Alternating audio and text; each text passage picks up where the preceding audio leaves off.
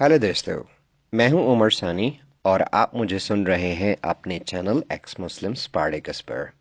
दोस्तों, कुरान और इस्लाम को एक्सपोज करने का मिशन मेरा जारी है और इस मिशन में मुझे आपकी सपोर्ट की बेहद ज़रूरत रहेगी।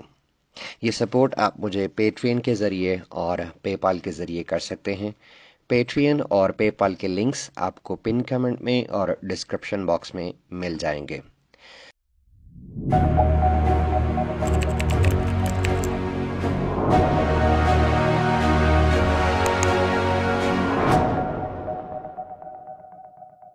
साथ ही साथ मेरे नया चैनल को सब्सक्राइब करना मत भूलिए, ताकि जो वीडियोस पाकिस्तान में ब्लॉक हैं या जो वीडियोस इस चैनल से हटा दी गई हैं, वो जल्द से जल्द मैं उस चैनल पर अपलोड करके आप लोगों के साथ सारी इन्फॉर्मेशन शेयर कर सकूं।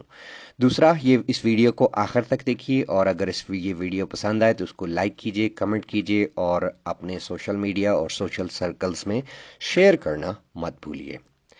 तो चलते हैं आज की वीडियो की तरफ। एक सेक्सुअली फ्रस्ट्रेटेड इंसान जो अपने आप को नबी कहता था, वो इतना फ्रस्ट्रेटेड था कि ना बच्चियां छोड़ता था ना नौकरानियां। मारिया कुप्तिया कॉप्टिक स्लेव थी और उसकी ड्यूटी सेक्सुअली फ्रस्ट्रेटेड इंसान की एक बीवी जिसका नाम हफ्सा था उसके घर लगी हुई थी। मारिया की खूबसूरती को देखकर रसूलुल्लाह ने उसे रसगुल्ला समझकर खाना चाहा, लेकिन हफ्सा वहां थी। हफ्सा को भगाने के लिए कोई तरकीब भी सोचनी थी।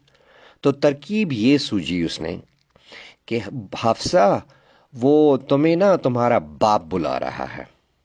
हफ्सा अपने बाप के घर चली गई और रसूलुल्लाह ने रसगुल्ला चबाना शुरू कर दिया। हफ्सा बाप के पास पहुंची, यानी उमर के पास, तो उसने कहा कि मैंने तो नहीं बुलाया। हफ्सा को शक पड़ा और वो भागी भागी पहुंची अपने घर, तो रसूलुल्लाह को बिना शलवार अपनी नंगी तलवार के साथ मारिया के साथ डिंग डोंग करते पकड़ लिया। हफ्सा का बाप उमर था और उमर से मोहम्मद की बहुत फटती थी। इस पर तफसील से एक वीडियो बनाऊंगा कि मोहम्मद उमर से कितना और कैसे डरता था।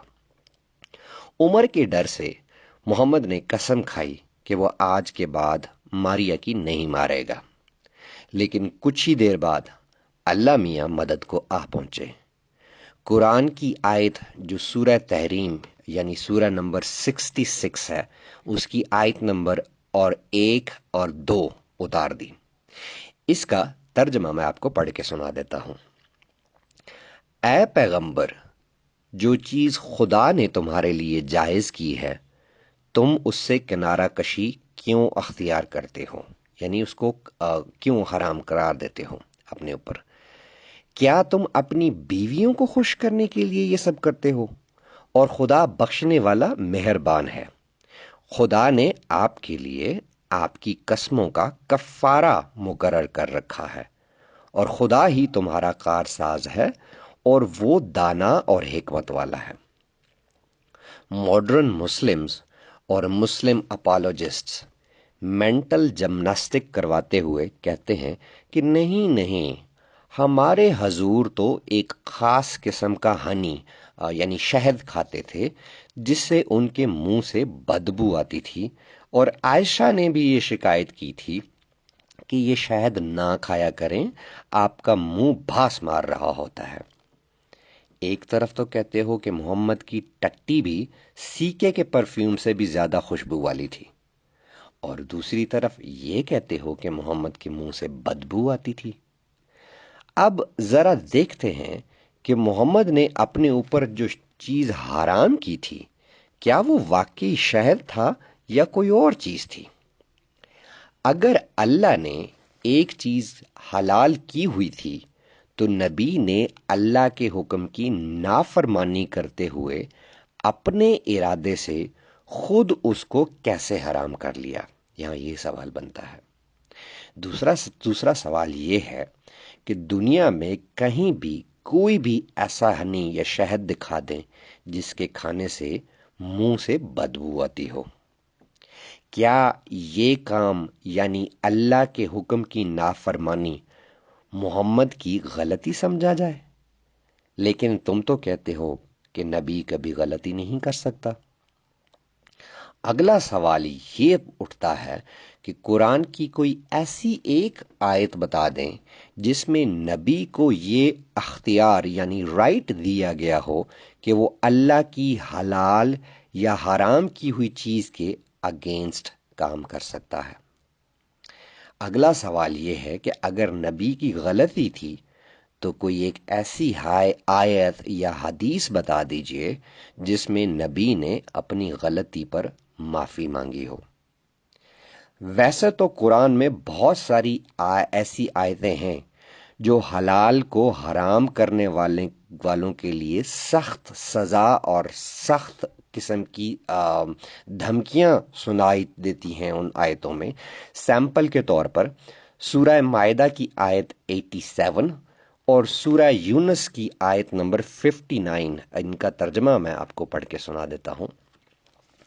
مومنوں، جو پاکیزہ چیزیں خدا نے تمہارے لیے حلال کی ہیں ان کو حرام نہ کرو، اور حد سے نہ بڑھو کہ خدا حد سے بڑھنے والوں کو دوست نہیں رکھتا۔ اس آیت کے مطابق یا تو نبی صاحب جو ہیں وہ خدا کے دوست نہیں رہے، کیونکہ حد سے بڑھنے والا خدا کا دوست نہیں ہوتا، اور اگر دوست ہے تو خدا پر جھوٹ بول رہا ہے۔ اب اس کو کس طرح ذرا جسٹیفائی کریں گے، ہمیں بھی سمجھائیے۔ سورہ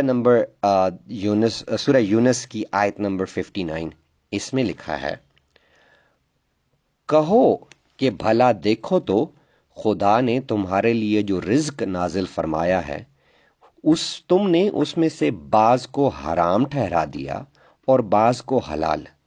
ان سے پوچھو کیا خدا نے تم کو حکم دیا ہے یا تم خدا پر جھوٹ باندھتے ہو؟ اب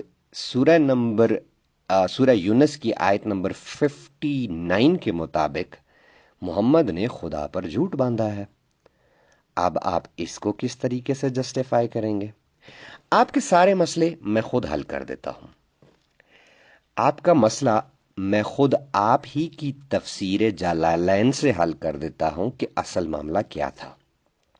سورہ تحریم کی جو آیت اللہ نے محمد کو ماریا کے ساتھ ڈنگ ڈونگ کرنے کے لیے اتاری تھی، اس کے بارے میں تفسیر جلالین میں دیکھتے ہیں کہ کیا یہ آیت ماریا کے لیے تھی یا شہد کے لیے۔ تفسیر جلالین میں اس آیت کی تفسیر میں لکھا ہے، اے محمد، جب اللہ نے قبطی نوکرانی ماریا کو حلال کر دیا ہے تو آپ کیوں خود پر حرام کرتے ہو؟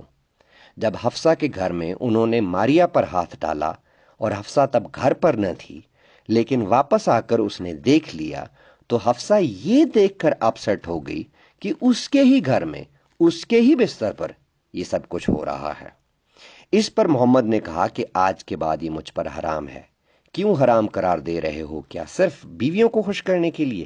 اللہ بخشنے والا اور مہربان ہے۔ اب مسلمان بھاگتے بھاگتے آئیں گے، ہم اس تفسیر کو نہیں مانتے۔ چلو نہ مانو، حدیث کو تو مانتے ہو نا، اور وہ بھی صحیح حدیث کو۔ سنن النسائی کی حدیث نمبر 3411 میں لکھا ہے، انس سے روایت ہے کہ محمد کی ایک نوکرانی تھی جس کے ساتھ محمد نے سیکس کیا تھا۔ عائشہ اور حفصہ محمد کو اکیلا نہیں چھوڑتی تھیں جب تک کہ وہ ماریا کو خود پر حرام قرار دینے کی قسم نہ کھا لے۔ تب یہ آیت اتری، خود پر وہ کیوں حرام کرتے ہو جسے اللہ نے تم پر حلال کیا ہے۔ اگر اس حدیث سے بھی آپ کی تسلی نہ ہوئی ہو تو بخاری والیوم 3 بک نمبر 43 حدیث نمبر 648 پڑھ لیجئے گا، آپ کی تسلی ہو جائے گی اور آپ دوبارہ کسی کی مینٹل جمناسٹک نہیں کروا سکیں گے۔